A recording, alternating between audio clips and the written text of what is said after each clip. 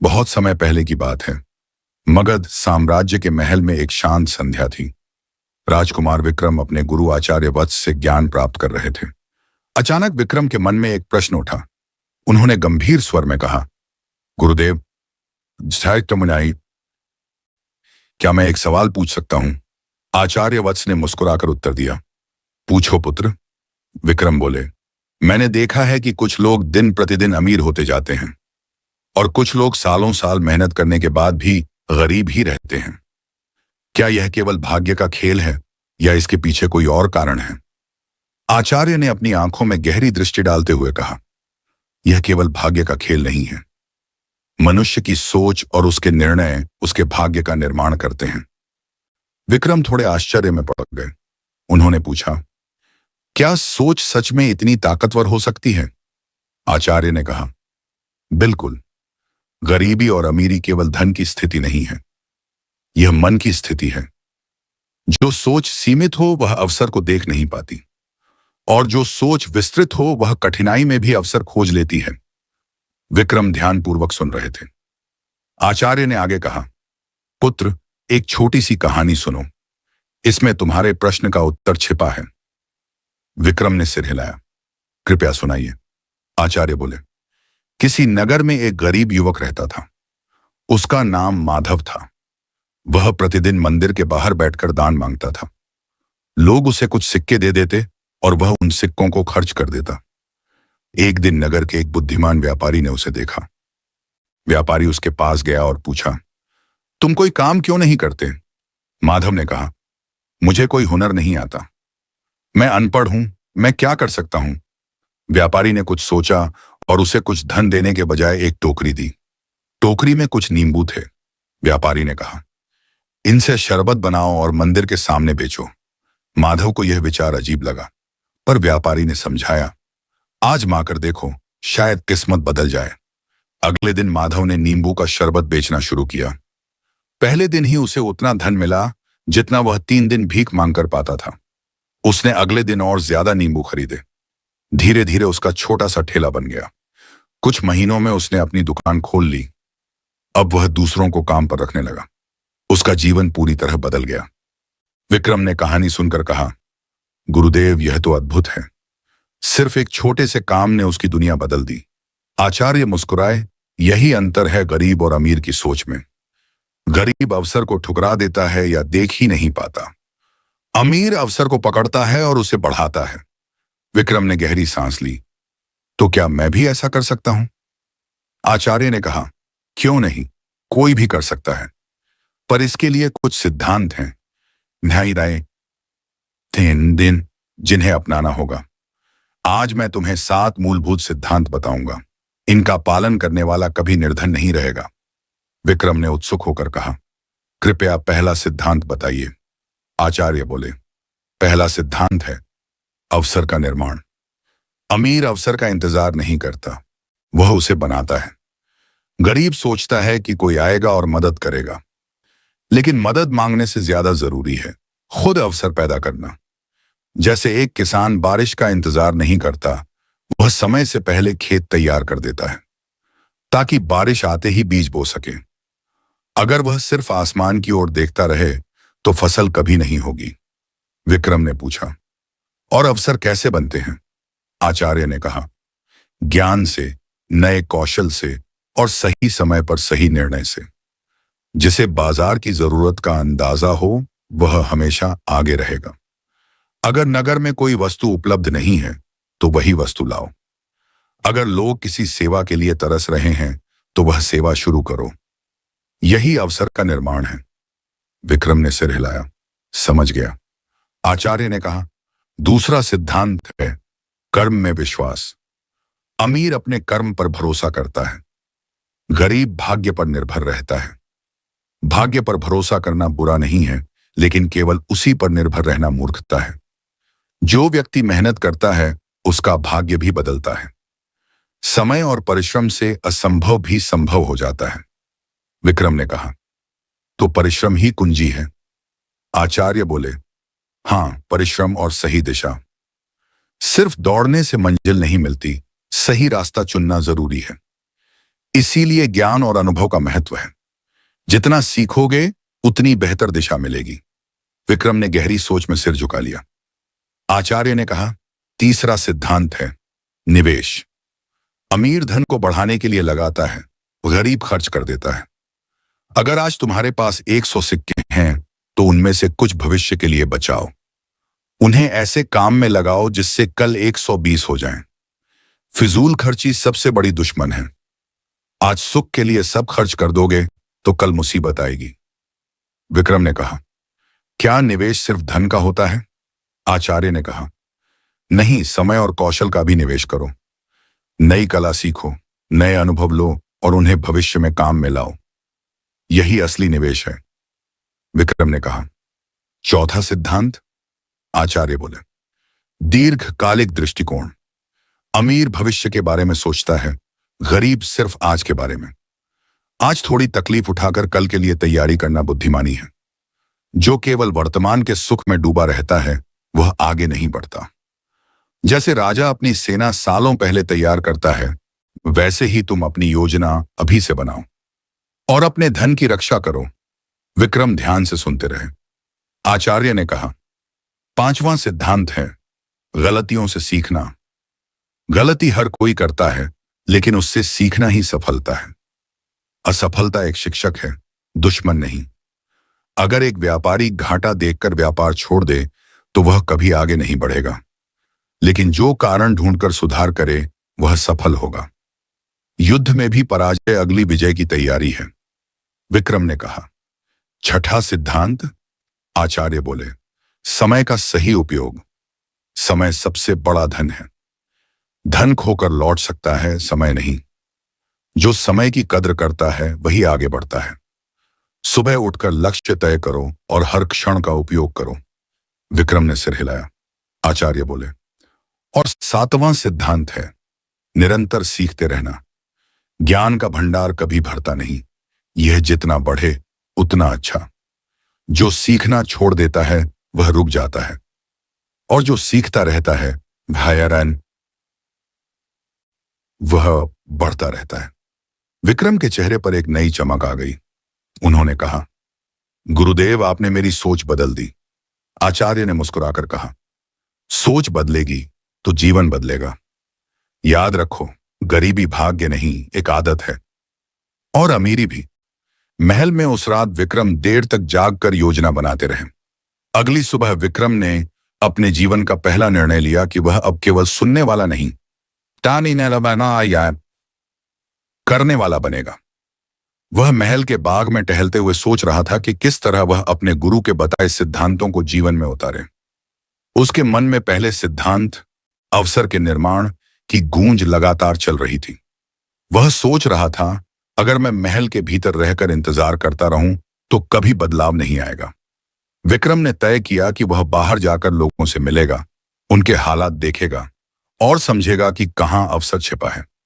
उसी दिन वह महल से निकलकर नगर के बाजार पहुंचा। बाजार में उसने देखा कि बहुत से लोग कपड़े, अनाज और रोजमर्रा की चीजें बेच रहे थे, लेकिन एक कोना ऐसा था जहां बहुत भीड़ लगी थी। जिज्ञासा से वह वहां पहुंचा और देखा कि एक युवक नई तरह के मिट्टी के बर्तन बेच रहा था। विक्रम ने उस युवक से पूछा, तुम्हारे पास इतनी भीड़ क्यों है? युवक ने मुस्कुराकर कहा, क्योंकि मैंने पुराने बर्तनों को हल्का, टिकाऊ और सुंदर बना दिया है। लोग इन्हें खरीदकर खुश हैं और मुझे लाभ भी मिल रहा है। विक्रम ने सोचा, यही है अवसर का उपयोग करना। उसने महसूस किया कि बाजार में वही सफल होता है जो अलग सोचता है और जरूरत को पहचानता है। उसने युवक से और बातें की और सीखा कि छोटे बदलाव भी बड़े लाभ ला सकते हैं। विक्रम ने तय किया कि वह भी कोई नया विचार लाएगा। महल लौटते समय उसने गरीब मोहल्लों से होकर जाना पसंद किया। वहां उसने देखा कि लोग पीने के साफ पानी के लिए बहुत दूर जाते हैं। यह देखकर उसके मन में विचार आया, अगर मैं लोगों के पास पानी पहुंचा दूं तो यह उनकी जरूरत पूरी करेगा और मेरे लिए भी अवसर बनेगा। उस रात उसने गुरु से यह विचार साझा किया। आचार्य ने कहा, देखा देखा, जब तुमने बाहर निकलकर देखा तो अवसर खुद तुम्हारे सामने आया। उन्होंने विक्रम को सलाह दी कि वह इस काम की योजना बनाए और इसे लागू करे। अगले दिन विक्रम ने महल के कोष से थोड़ी राशि लेकर पानी के बड़े बड़े घड़े खरीदे। उसने नगर के बीचों बीच एक स्थान चुना और वहां साफ पानी उपलब्ध कराया। लोग आभारी हुए और उसके काम की चर्चा पूरे नगर में फैल गई। धीरे धीरे उसने इस सेवा को कई मोहल्लों तक पहुंचा दिया और कुछ ही समय में विक्रम ने महसूस किया कि लोगों का भरोसा ही सबसे बड़ा पूंजी है। गुरु ने समझाया, यह केवल सेवा नहीं बल्कि यह विश्वास का निर्माण है जो भविष्य में तुम्हारे हर कार्य को समर्थन देगा। विक्रम ने समझ लिया कि अवसर हमेशा सिर्फ लाभ के बारे में नहीं होता, कभी कभी वह भरोसा और रिश्तों के निर्माण से शुरू होता है। कुछ समय बाद विक्रम ने दूसरा सिद्धांत, कर्म में विश्वास, पर काम शुरू किया। उसने तय किया कि वह केवल सोच में नहीं, कार्य में भी आगे रहेगा। अब वह रोज सुबह जल्दी उठता, अपनी योजना लिखता और शाम तक उसे पूरा करता। उसने आलस्य को पूरी तरह छोड़ दिया। महल के सेवक भी उसके बदलते स्वभाव को देखकर चकित थे। विक्रम ने खुद को नए कामों में झोंक दिया। उसने एक छोटा सा अनाज भंडार खोलने का फैसला किया ताकि लोगों को सस्ता और अच्छा अनाज मिल सके। शुरुआत में उसे कठिनाई हुई। उसके बाद आज सुबह वही ये तो क्योंकि उसे व्यापार का अनुभव नहीं था, लेकिन उसने हार नहीं मानी और अनुभवी व्यापारियों से सलाह ली। धीरे धीरे उसने सीखा कि बाजार में कब और क्या खरीदना चाहिए और किस कीमत पर बेचना फायदेमंद होगा। इस मेहनत का नतीजा यह हुआ कि उसका भंडार लोकप्रिय हो गया और लोग दूर दूर से अनाज लेने आने लगे। गुरु ने उसकी प्रगति देखकर कहा, याद रखो, कर्म का फल जरूर मिलता है, लेकिन वह तभी आता है जब तुम निरंतर लगे रहते हो। विक्रम ने तीसरे सिद्धांत, निवेश पर भी ध्यान देना शुरू किया। उसने अपने लाभ का एक हिस्सा नए कामों में लगाना शुरू किया। वह फिजूल खर्ची से बचने लगा और सोच समझकर खर्च करता। जहां लोग महंगे वस्त्र और दिखावे पर धन उड़ाते, वह नए साधन खरीदकर अपने काम को विस्तार देता। धीरे धीरे उसकी आय कई गुना बढ़ गई। अब वह समझ चुका था कि निवेश केवल धन का नहीं, समय और ज्ञान का भी होता है। इसलिए वह अपने दिन का कुछ समय नई चीजें सीखने में लगाता। उसने पढ़ाई के लिए पंडित बुलाए, जिन्होंने उसे गणित, व्यापार और लेखा कला सिखाई। वह जितना सीखता उतना ही उसके निर्णय मजबूत होते। गुरु ने कहा, यही है दीर्घकालिक दृष्टिकोण, जो चौथा सिद्धांत है। विक्रम अब भविष्य की योजना बनाने में निपुण हो गया था। वह हर नए काम के लिए सोचता कि यह आने वाले वर्षों में कैसे लाभ देगा। कई बार वह तुरंत लाभ छोड़ देता ताकि आगे चलकर बड़ा लाभ पा सके। उसने अपने भंडार में नई तकनीक लाने का निर्णय लिया, जिससे उसका काम तेज और सटीक हो गया। लोग उसके अनुशासन और दूरदर्शिता की प्रशंसा करने लगे। लेकिन सफलता के साथ साथ कुछ गलतियां भी हुईं। कभी कभी उसने गलत सामान खरीद लिया, जिससे नुकसान हुआ, लेकिन वह उनसे घबराया नहीं। उसने हर गलती का कारण खोजा और उसे सुधार लिया। गुरु ने पांचवें सिद्धांत की याद दिलाई, गलतियों से सीखना ही असली बुद्धिमानी है। विक्रम ने समझा कि हर नुकसान, हर असफलता एक शिक्षक है। उसने समय के महत्व को भी गहराई से समझा। वह अपने दिन का हर पल योजना के अनुसार उपयोग करने लगा। सुबह वह काम शुरू करता और रात तक अपनी सूची पूरी करता। उसने गपशप, आलस्य और बेकार बैठने की आदत पूरी तरह छोड़ दी। गुरु ने कहा, यही है समय का सही उपयोग, छठा सिद्धांत। विक्रम ने सातवां सिद्धांत भी अपनाया, निरंतर सीखना। वह नए व्यापारियों से मिलता, दूर के नगरों की यात्राएं करता और नई विधियों को अपनाता। उसका आत्मविश्वास बढ़ता गया और उसकी सोच व्यापक होती गई। कुछ वर्षों में विक्रम न केवल महल का एक सफल राजकुमार था, बल्कि नगर का सबसे सम्मानित व्यापारी भी बन गया। लोग उसकी मेहनत, ईमानदारी और बुद्धिमत्ता की मिसाल देते थे। गुरु ने एक दिन कहा, पुत्र, अब तुम्हें समझ आ गया होगा कि गरीबी और अमीरी केवल भाग्य का खेल नहीं है। यह तुम्हारी सोच, कर्म, निवेश, दृष्टिकोण, सीखने की इच्छा और समय के उपयोग का परिणाम है। विक्रम ने विनम्रता से सिर झुकाकर कहा, गुरुदेव, आपने मेरे जीवन की दिशा बदल दी। आचार्य ने उत्तर दिया, मैंने केवल राह दिखाई, चलना तुम्हारा काम था। उस दिन से विक्रम ने निश्चय किया कि वह इस ज्ञान को दूसरों तक भी पहुंचाएगा, आगमन्यु, ताकि और लोग अपने जीवन को बदल सकें। विक्रम ने नगर में शिक्षा का महत्व फैलाने का निर्णय लिया। उसने देखा कि बहुत से लोग व्यापार तो करते हैं, लेकिन लेखा जोखा ठीक से नहीं रख पाते। इस वजह से उनका लाभ कम हो जाता और कई बार वे कर्ज में डूब जाते।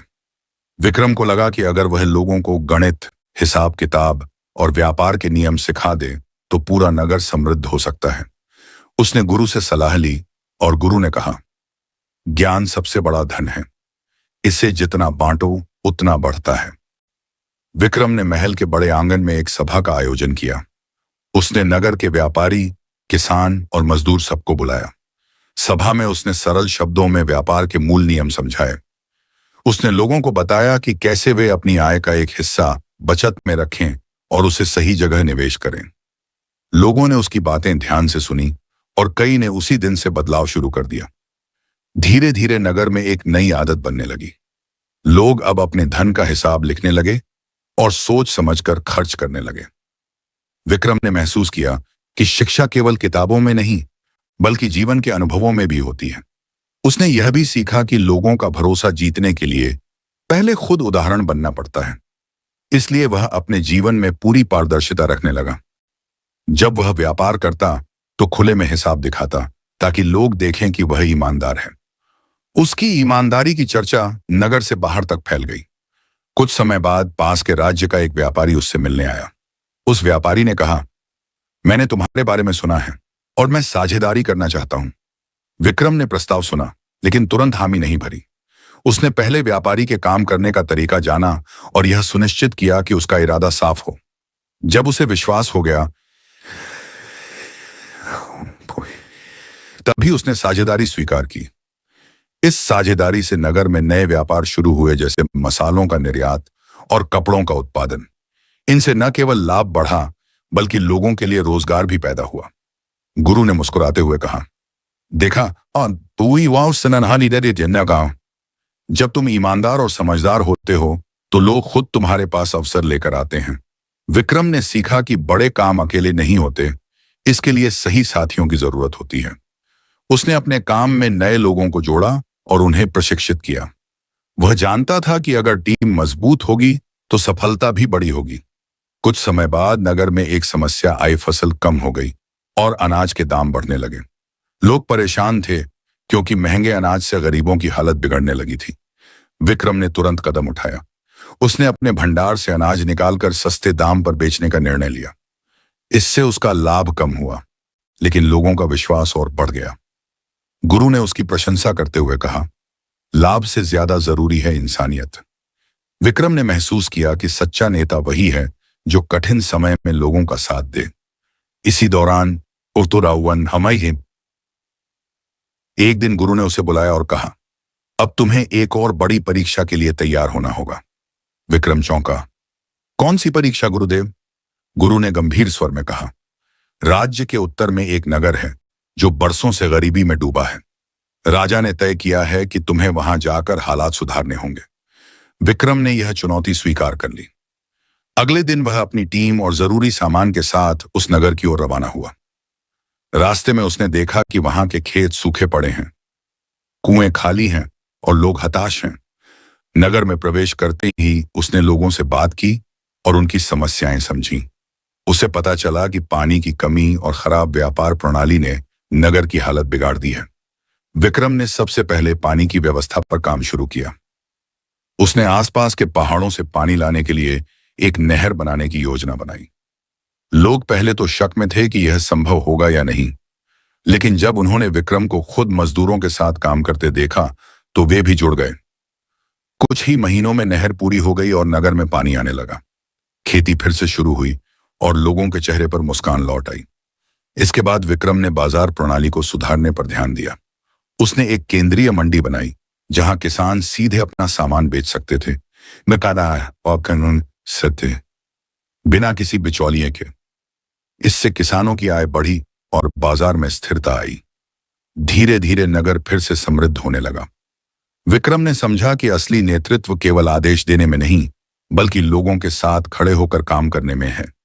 गुरु ने यह खबर सुनी और गर्व से कहा, अब तुम केवल सीखने वाले नहीं बल्कि सिखाने वाले भी बन गए हो। विक्रम उस नगर को छोड़ते समय सोच रहा था कि उसने केवल उनकी जिंदगी नहीं बदली, या बल्ली, बल्कि अपनी सोच को भी और व्यापक कर लिया है। वह जानता था कि आगे और भी चुनौतियां आएंगी, लेकिन अब उसमें हर परिस्थिति का सामना करने का साहस था। विक्रम की ईमानदारी और निडरता की चर्चा अब राज्य की सीमाओं से बाहर तक फैल चुकी थी। दूर दूर के राज्यों से लोग उसके विचार सुनने आते थे और सलाह लेते थे। लेकिन इसके साथ ही नए खतरे भी जन्म लेने लगे। कुछ पड़ोसी राज्य उसकी बढ़ती लोकप्रियता से घबरा गए और उसके खिलाफ गुप्त योजनाएं बनाने लगे। एक रात जब पूरा नगर शांत था, एक गुप्त संदेश विक्रम के हाथ लगा। संदेश में लिखा था कि कुछ लोग राज्य के अनाज भंडार में आग लगाने की योजना बना रहे हैं, ताकि जनता में भय और असंतोष फैलाया जा सके।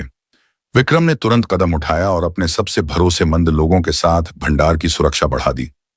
उसने यह भी सुनिश्चित किया कि किसानों को समय पर भुगतान मिले, ताकि कोई भी दुश्मन उनकी गरीबी का फायदा न उठा सके।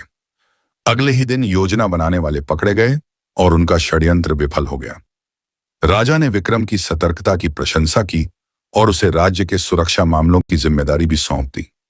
लेकिन विक्रम जानता था कि असली सुरक्षा केवल हथियारों से नहीं, नहीं, बल्कि जनता के विश्वास से आती है। उसने नगर नगर जाकर लोगों से सीधे बात करना शुरू किया। वह उनसे उनकी परेशानियों के बारे में पूछता और यथासंभव तुरंत समाधान करता। लोग महसूस करने लगे कि उनका नेता केवल सिंहासन पर बैठा आदेश देने वाला नहीं, बल्कि उनके बीच रहकर उनकी समस्याएं समझने वाला है। इसी दौरान विक्रम के गुरु की तबीयत बिगड़ने लगी। विक्रम ने जितना संभव हो उनके साथ समय बिताया। एक दिन गुरु ने उसे पास बुलाकर कहा, बेटा, अब समय आ गया है कि तुम अपने ज्ञान को अगली पीढ़ी तक पहुंचाओ। जैसे मैंने तुम्हें सिखाया, वैसे ही तुम भी किसी योग्य व्यक्ति को तैयार करो। विक्रम ने गंभीरता से सिर हिलाया। उसने अपने शिष्य की तलाश शुरू की।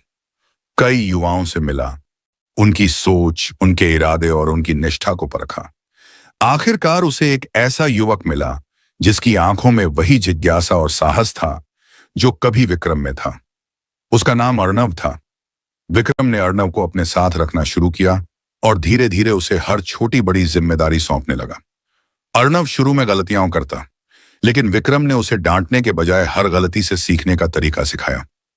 विक्रम जानता था कि नेतृत्व का असली अर्थ यह है कि आप किसी को केवल आदेश नहीं देते, बल्कि उन्हें इतना सक्षम बना देते हैं कि वे खुद सही निर्णय ले सकें। गुरु की हालत दिन ब दिन कमजोर होती जा रही थी। आखिरी समय में उन्होंने विक्रम का हाथ पकड़कर कहा, तुम्हारा कर्तव्य अब केवल इस राज्य तक सीमित नहीं, बल्कि हर उस जगह है जहां अन्याय हो। कभी मत भूलना कि सत्ता क्षणिक है, लेकिन सेवा शाश्वत। गुरु की मृत्यु के बाद विक्रम ने उनकी स्मृति में एक विद्यापीठ स्थापित की, जहां हर कोई, चाहे अमीर हो या गरीब, शिक्षा प्राप्त कर सके। इस विद्यापीठ में केवल किताबें नहीं, बल्कि जीवन जीने की कला भी सिखाई जाती थी। विक्रम खुद समय समय पर वहां जाता और विद्यार्थियों को अपने अनुभव सुनाता। इससे कई युवा प्रेरित हुए और उन्होंने अपने अपने गांव में बदलाव लाने की ठानी। राज्य में समृद्धि बढ़ने लगी, लेकिन इसी बीच एक और संकट ने दस्तक दी। एक भयंकर सूखा पड़ गया, जिससे फसलें बर्बाद हो गईं और पानी की भारी कमी हो गई। लोगों में निराशा फैलने लगी। विक्रम ने तुरंत जल संचयन और पुराने तालाबों की मरम्मत का काम शुरू करवाया। उसने पड़ोसी राज्यों से मदद मंगवाई और यह सुनिश्चित किया कि कोई भी भूखा न सोए। धीरे धीरे हालात सुधरने लगे। लोगों ने विक्रम को केवल एक नेता ही नहीं कि शीर्षनग, बल्कि संकट में सहारा देने वाले संरक्षक के रूप में देखना शुरू कर दिया। एक शाम जब वह महल की बालकनी से नगर को देख रहा था, अर्णव ने उससे पूछा, गुरुदेव, क्या आपको कभी थकान नहीं होती? विक्रम मुस्कुराया और बोला, थकान तो होती है, लेकिन जब मन में सेवा का दीपक जलता हो तो अंधेरा कभी हावी नहीं होता। यह सुनकर अर्णव ने चुपचाप प्रण लिया कि वह भी अपने गुरु की तरह निस्वार्थ सेवा करेगा। राज्य में शांति और स्थिरता लौट आई, लेकिन विक्रम जानता था कि जीवन में चुनौतियां कभी खत्म नहीं होती। उसने अपने मन में ठान लिया कि जब तक सांस है, वह सेवा और सत्य के मार्ग पर डटा रहेगा। कुछ महीने बीते और राज्य में व्यापार तेजी से बढ़ने लगा। किसान खुश थे, व्यापारी संतुष्ट थे और सैनिक आत्मविश्वास से भरे थे। लेकिन सफलता के साथ साथ ईर्ष्या भी जन्म लेती है। दूर के एक राज्य के शासक ने विक्रम के बढ़ते प्रभाव को अपने लिए खतरा समझा।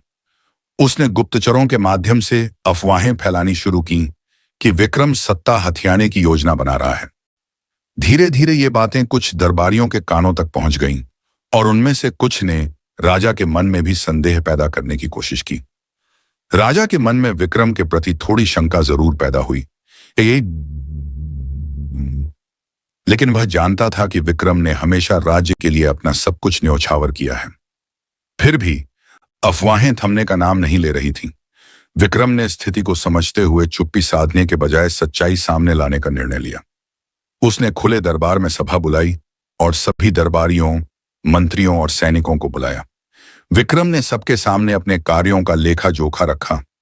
कौन कौन सी योजनाएं उसने चलाई, किन संकटों से राज्य को बाहर निकाला और किस तरह उसकी नीतियों से लोगों का जीवन बेहतर हुआ। उसने यह भी कहा कि यदि किसी को उसके काम पर संदेह है तो वह तुरंत अपनी जिम्मेदारियां छोड़ने को तैयार है। सभा में सन्नाटा छा गया। किसी ने भी विक्रम के खिलाफ कोई ठोस सबूत पेश नहीं किया। राजा ने आगे बढ़कर विक्रम को गले लगाया और कहा, मुझे तुम पर गर्व है और तुम्हारे बिना यह राज्य अधूरा है। यह सुनकर विक्रम के विरोधियों के चेहरे फीके पड़ गए। इस घटना ने लोगों के बीच विक्रम की सच्चाई और निष्ठा को और मजबूत कर दिया। विक्रम ने समझ लिया कि नेतृत्व का असली इम्तिहान सिर्फ कामयाबी में नहीं बल्कि झूठे आरोपों के बीच भी धैर्य बनाए रखने में है। इसी बीच अर्णव ने भी नेतृत्व की जिम्मेदारियों में तेजी से निखार दिखाना शुरू कर दिया था। वह अब अकेले भी निर्णय लेने लगा और उसकी सोच में गहराई आ चुकी थी। विक्रम उसे हर कदम पर मार्गदर्शन देता, लेकिन कभी उसके विचारों को दबाता नहीं था। एक दिन अर्णव ने सुझाव दिया कि राज्य में एक ऐसा केंद्र बनाया जाए जहां लोग अपने कौशल को निखार सकें। किसी को खेती में महारत हासिल करनी हो तो किसी को शिल्पकारी या व्यापार में। विक्रम को यह विचार बहुत पसंद आया और उन्होंने तुरंत कार्य आरंभ करवाया। कुछ ही महीनों में वह केंद्र तैयार हो गया और लोग वहां जाकर नई नई तकनीक और कला सीखने लगे। इससे राज्य की अर्थव्यवस्था में और भी मजबूती आई। लोग अब केवल अपने गांव तक सीमित नहीं रहे, बल्कि अन्य राज्यों में भी व्यापार फैलाने लगे। लेकिन जैसे ही राज्य उन्नति कर रहा था, एक अप्रत्याशित खतरा सामने आया। राज्य के उत्तरी भाग में डाकुओं का एक गिरोह सक्रिय हो गया था। वे व्यापारियों के काफिले लूटते और ग्रामीणों को भयभीत करते। विक्रम ने इस समस्या को हल करने के लिए खुद वहां जाने का फैसला किया। उसने अर्णव को भी साथ लिया ताकि वह प्रत्यक्ष रूप से देख सके कि संकट से कैसे निपटा जाता है। जब वे वहां पहुंचे तो पता चला कि डाकुओं का सरगना दरअसल एक पूर्व सैनिक था जो कभी राज्य की सेवा करता था, लेकिन किसी गलतफहमी के कारण वह बागी बन गया था। विक्रम ने बल प्रयोग के बजाय संवाद का रास्ता चुना। उसने सरगना से कहा, तुम्हारे पास ताकत है, लेकिन इसे विनाश में खर्च करना तुम्हें और तुम्हारे लोगों को तबाह कर देगा। आओ, इस ताकत को निर्माण में लगाओ। पहले तो सरगना ने इनकार किया, लेकिन जब उसने देखा कि विक्रम सचमुच उसकी भलाई चाहता है तो वह पिघल गया। डाकुओं ने हथियार डाल दिए और विक्रम ने उन्हें राज्य में उपयोगी कार्यों में लगा दिया। कोई पुल बनाने लगा तो कोई खेतों की रक्षा करने लगा। इस घटना ने साबित कर दिया कि असली जीत तलवार से नहीं बल्कि विश्वास से होती है। वापस लौटते समय अर्णव ने कहा, गुरुदेव, आज मैंने सीखा कि दुश्मन को हराना आसान है, लेकिन उसे अपना बना लेना ही असली विजय है। विक्रम ने मुस्कुराकर कहा, और यह विजय हमेशा दिल में रहती है, इतिहास में नहीं। कुछ समय बीतते बीतते राज्य में शांति और समृद्धि का माहौल स्थिर हो गया। लोग अपने कामों में मग्न थे और बाजारों में रौनक थी। हर ओर विकास के नए नए चिन्ह दिखाई दे रहे थे। लेकिन विक्रम जानता था कि सफलता के बाद सबसे बड़ा खतरा आत्मसंतुष्टि से होता है। जब लोग सोचने लगते हैं कि अब सब कुछ सुरक्षित है, तभी असली कमजोरी जन्म लेती है। इसलिए उसने निर्णय लिया कि अब राज्य को भविष्य के खतरों से बचाने के लिए विशेष प्रशिक्षण की व्यवस्था की जाए। उसने सेना में नए हथियारों और रणनीतियों का अभ्यास शुरू करवाया। सैनिकों को केवल युद्ध कौशल ही नहीं, बल्कि कूटनीति और मनोविज्ञान की भी शिक्षा दी जाने लगी। अर्णव इस प्रशिक्षण में खास दिलचस्पी ले रहा था। वह केवल युद्ध क्षेत्र में जीतने की नहीं, बल्कि बिना लड़ाई के समस्या सुलझाने की कला सीखना चाहता था। एक दिन प्रशिक्षण के दौरान एक बुजुर्ग योद्धा ने अर्णव से कहा, बेटा, जीत केवल तब मायने रखती है जब उसमें किसी का अपमान न हो। ये शब्द अर्णव के मन में गहरे उतर गए। उसी दौरान राज्य में एक और चुनौती आ गई। पश्चिमी सीमा पर स्थित एक छोटा राज्य, जो पहले मित्र था, अचानक व्यापार समझौते से पीछे हट गया। कारण था, उन्हें लगा कि विक्रम का राज्य व्यापार में ज्यादा लाभ उठा रहा है। इससे दोनों राज्यों के बीच तनाव बढ़ने लगा। कुछ मंत्रियों ने सलाह दी कि हमें सख्त कदम उठाने चाहिए, लेकिन विक्रम ने कहा, सख्ती हमेशा आखिरी विकल्प होना चाहिए। पहला नहीं। वह खुद प्रतिनिधियों के साथ उस राज्य में गया। वहां उसने उनके शासक से खुलकर बातचीत की। विक्रम ने ईमानदारी से उनके मुद्दे सुने और फिर एक ऐसा समाधान सुझाया जिसमें दोनों पक्षों को समान लाभ हो। वह राज्य मान गया और पुराने संबंध फिर बहाल हो गए। अर्णव ने देखा कि किस तरह धैर्य और सुनने की क्षमता ने टकराव को अवसर में बदल दिया। वापस लौटकर अर्णव ने कहा, गुरुदेव, मैंने देखा कि आपकी ताकत सिर्फ शब्दों में नहीं, बल्कि उस भरोसे में है जो लोग आप पर करते हैं। विक्रम ने उत्तर दिया, भरोसा एक दिन में नहीं बनता, इसे सालों तक छोटे छोटे कर्मों से सींचना पड़ता है। इसी बीच राजधानी में एक और योजना शुरू हुई। विक्रम ने आदेश दिया कि हर गांव में पुस्तकालय और ज्ञान केंद्र स्थापित किए जाएं। वहां लोग न केवल किताबें पढ़ सकते थे, बल्कि अनुभवी व्यक्तियों से सीख भी सकते थे। गांव के युवा अब केवल खेतों तक सीमित नहीं रहे, बल्कि विज्ञान, गणित और इतिहास में भी रुचि लेने लगे। अर्णव को यह परिवर्तन देखकर गर्व महसूस हुआ, लेकिन इस विकास की लहर में एक खतरा छिपा था। कुछ व्यापारी, जो पुराने तरीकों से काम कर रहे थे, नई तकनीकों के कारण पीछे छूटने लगे। वे धीरे धीरे असंतोष फैलाने लगे। विक्रम ने इसे अनदेखा नहीं किया। उसने उन व्यापारियों को बुलाया और उन्हें भी नई तकनीक और बाजार की समझ दी। कई लोग मान गए, लेकिन कुछ ने अब भी विरोध जारी रखा। विक्रम जानता था कि हर किसी को खुश करना संभव नहीं, लेकिन अगर बहुमत लाभान्वित हो रहा है तो सही रास्ते पर चलते रहना चाहिए। इसी दौरान राज्य के उत्तरी पहाड़ों में अचानक भारी वर्षा और भूस्खलन हुआ। कई गांव प्रभावित हुए और लोगों को सुरक्षित स्थानों पर ले जाना पड़ा।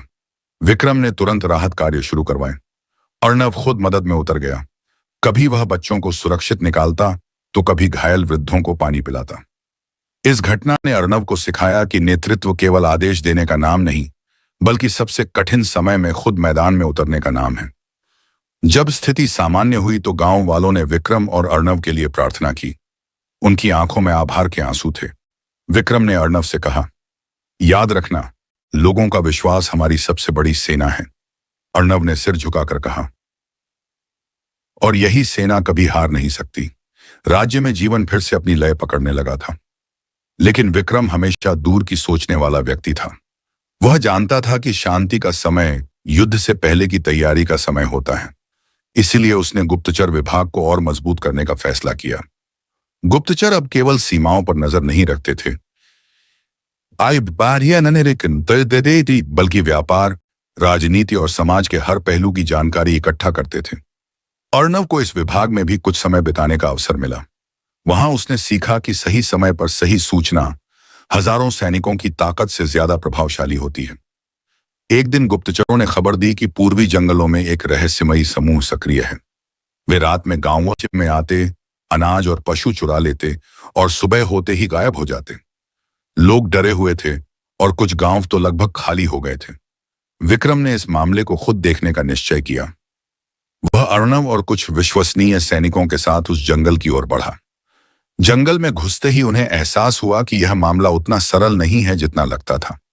यहां केवल चोरी नहीं हो रही थी, बल्कि कोई बड़े पैमाने पर संसाधन इकट्ठा कर रहा था। रात होते ही उन्होंने दूर एक टिमटिमाती रोशनी देखी। धीरे धीरे पास पहुंचकर उन्होंने देखा कि यह समूह असल में साधारण लोग थे, जो एक सूखे से बचने के लिए सामान जमा कर रहे थे। उनका कहना था कि उनके इलाके में पानी की कमी और फसल के नष्ट होने के कारण वे भूखे मरने की कगार पर थे। अर्णव ने पहली बार महसूस किया कि कभी कभी अपराध मजबूरी से जन्म लेता है, न कि बुराई से। विक्रम ने तुरंत निर्णय लिया कि इन लोगों को दंडित नहीं किया जाएगा। इसके बजाय उनके लिए सिंचाई और जल भंडारण की व्यवस्था की जाएगी। कुछ ही हफ्तों में उस क्षेत्र में नहरें और तालाब बन गए। लोग फिर से खेती करने लगे और चोरी की घटनाएं बंद हो गईं। अर्णव ने कहा, गुरुदेव, आपने समस्या को जड़ से खत्म कर दिया। विक्रम ने मुस्कुराते हुए उत्तर दिया, समस्या का असली समाधान वही होता है जिसमें उसकी जड़ सूख जाए। इस घटना के बाद अर्णव का दृष्टिकोण और गहरा हो गया। वह समझने लगा कि नेता बनने के लिए केवल बल और बुद्धि नहीं, नहीं बल्कि करुणा भी जरूरी है। इसी बीच राज्य में कला और संस्कृति का भी पुनर्जागरण शुरू हो गया। कवि, संगीतकार और कलाकार दरबार में अपने नए नए कार्य प्रस्तुत करने लगे। विक्रम मानता था कि एक राज्य की पहचान केवल उसकी सेनाओं और किलों से नहीं, बल्कि उसकी संस्कृति से भी होती है। अर्णव ने इस सांस्कृतिक लहर में भी योगदान दिया। उसने गांव-गांव जाकर बच्चों को कहानियां सुनानी शुरू की। ये कहानियां सिर्फ मनोरंजन नहीं, बल्कि शिक्षा और प्रेरणा से भरी होती थीं। धीरे धीरे अर्णव के नाम की चर्चा दूर दूर तक फैलने लगी। लोग कहते, यह वही युवक है जो राजा का शिष्य है और हमारे बच्चों को सिखाता है। विक्रम यह देखकर प्रसन्न था, लेकिन उसने अर्णव को चेताया, लोकप्रियता अच्छी चीज है, पर अगर यह अहंकार में बदल गई तो यह तुम्हें गिरा सकती है। अर्णव ने यह बात गांठ बांध ली।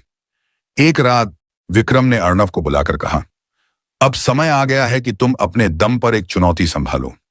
उसने अर्णव को राज्य के पश्चिमी इलाके में भेजा, जहां व्यापारिक मार्गों पर डाकुओं का कब्जा था। यात्रा खतरनाक थी, लेकिन अर्णव ने बिना झिझक स्वीकार कर लिया। वह अपने कुछ विश्वसनीय साथियों के साथ वहां पहुंचा। पहले उसने मार्ग की स्थिति और डाकुओं की गतिविधियों का अध्ययन किया। फिर उसने एक चतुर योजना बनाई।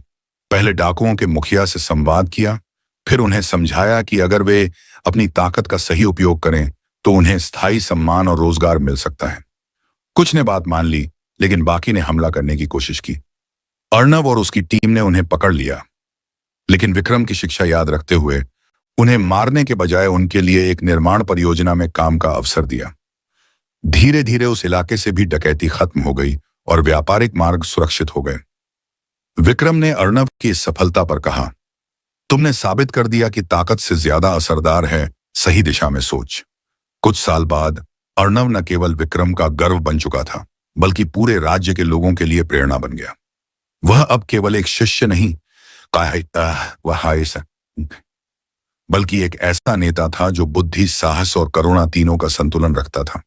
राज्य के लोग कहते, हमारे पास राजा विक्रम है और उनके बाद अर्णव जैसे नेता हैं, तो हमारा भविष्य सुरक्षित है। विक्रम यह सुनकर संतोष से मुस्कुराता, क्योंकि यही उसकी सबसे बड़ी जीत थी, एक ऐसा उत्तराधिकारी तैयार करना जो उसके सिद्धांतों को आगे बढ़ाए। एक शाम जब सूर्यास्त की सुनहरी किरणें महल की ऊंची दीवारों पर पड़ रही थीं, अर्णव ने विक्रम से पूछा, गुरुदेव, क्या आपको कभी डर नहीं लगा कि मैं असफल हो सकता था? विक्रम ने आकाश की ओर देखते हुए कहा, असफलता का डर तो हर किसी को होता है, लेकिन सच्चा शिक्षक वही है जो अपने शिष्य को इतना सक्षम बना दे कि वह डर पर विजय पा सके। उस दिन अर्णव ने समझा कि असली ताकत तलवार में नहीं, बल्कि सही सोच और दृढ़ विश्वास में होती है। और यही शिक्षा वह आने वाली पीढ़ियों को देता रहा। तो दोस्तों, इस कहानी से हमें यही सीख मिलती है, सच्चा नेता वही है जो जीतने के बाद भी विनम्र रहे और अपने साथ साथ दूसरों को भी ऊंचाई तक ले जाए। अगर आपको यह कहानी पसंद आई हो तो इसे दूसरों तक जरूर पहुंचाइए ताकि और लोग भी इससे प्रेरित हो सकें। और हाँ, हमारे चैनल को सब्सक्राइब करना मत भूलिएगा, क्योंकि हम ऐसी ही कहानियां और प्रेरणादायक विचार आपके लिए लाते रहेंगे। अगली कहानी में फिर मिलेंगे। तब तक याद रखिए, जीतने वाला वही है जो हार से भी सीख लेता है।